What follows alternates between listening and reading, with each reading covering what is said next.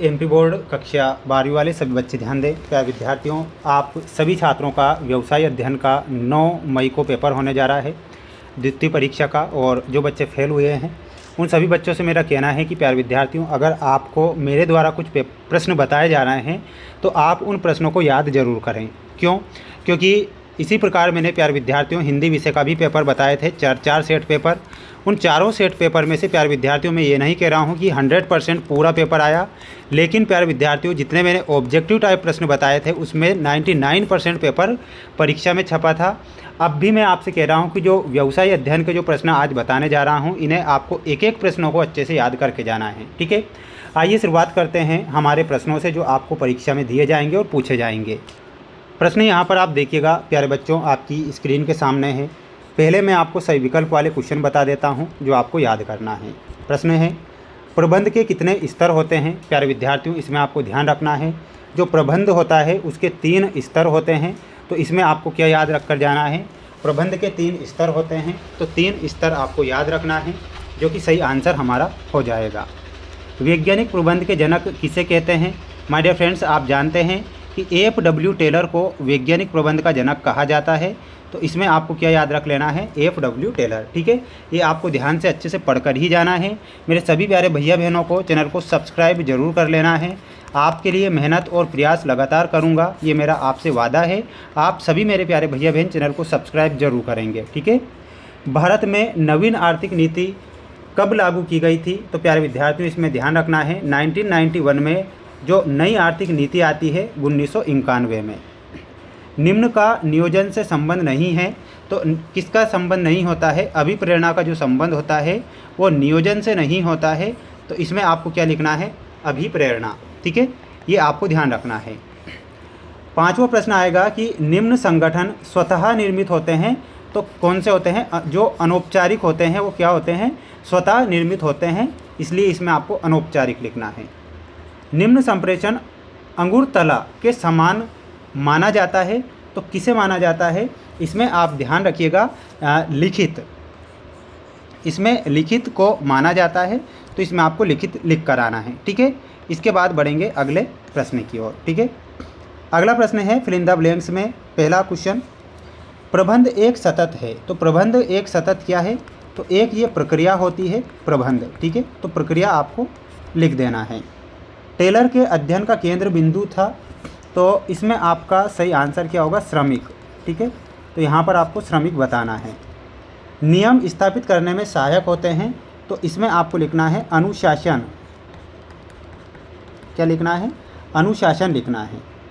औपचारिक संगठन में के मध्य संबंध स्पष्ट कर दिए जाते हैं, तो पदों के मध्य, तो इसमें आपको क्या लिखना है? पदों के मध्य।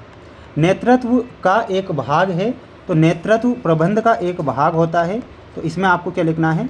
प्रबंध लिखना है। ये आपके रिक्त स्थान वाले क्वेश्चन हैं, आप स्क्रीनशॉट लेकर अच्छे से पढ़ लीजिए ना। बार बार मैं कह रहा हूँ कि पढ़कर ही जाना है प्रश्नों को और अच्छे से याद करके जाना है। वास्तविक प्रगति एवं के अंतर को विचलन कहते हैं, तो वास्तविक प्रगति एवं प्रमाप के विचलन को, इसमें आपको क्या लिखना रहेगा? प्रमाप।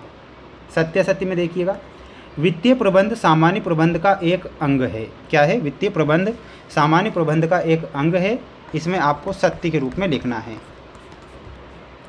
पूंजी व्यवसाय का जीवन रखते हैं, ये भी आपको लिख कर आना है सत्य। ठीक है, दीर्घकालीन वित्तीय नियोजन 1 वर्ष के लिए होता है, तो ये आपको लिखना है असत्य। ठीक है, असत्य लिखना है। अगला देख लो, उत्पाद विपणन मिश्रण का एक तत्व है, ये आपको लिखना रहेगा सत्य। ठीक है, उपभोक्ता की शिकायतों के लिए 4 स्तरीय न्यायिक व्यवस्था की गई है, ये आपको क्या लिखना है? असत्य लिखना है।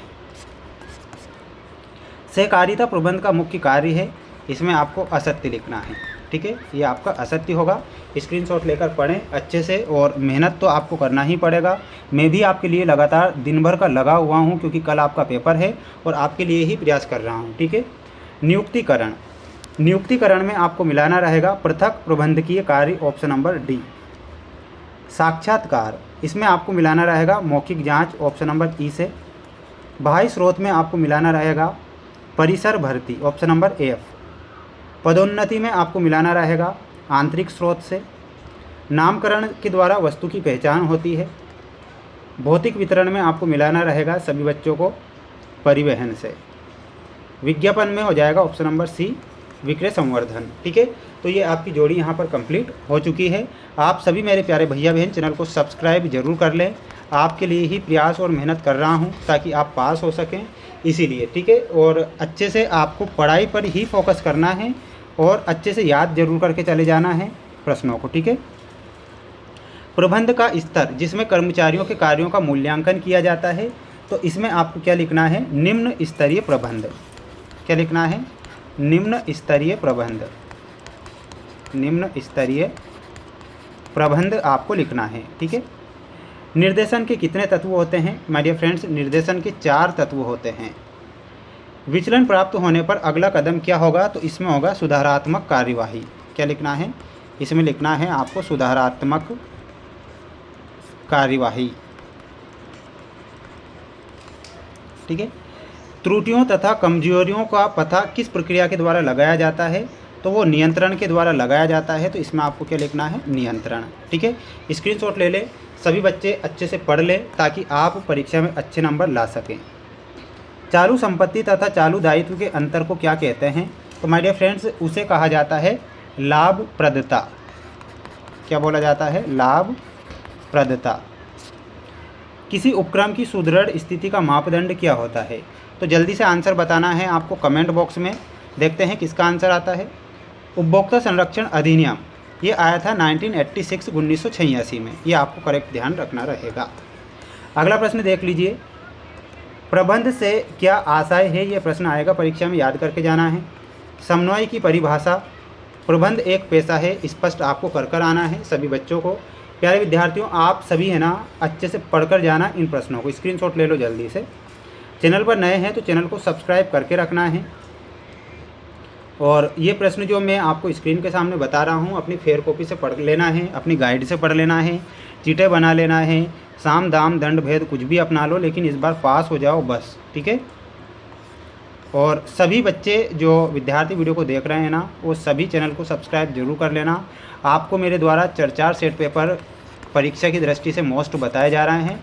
मोस्ट प्रश्न ही पढ़े, किसी प्रकार से रियल या वायरल पेपर के झांसे में ना आएँ और अपनी तैयारी को मजबूत करें। ठीक है।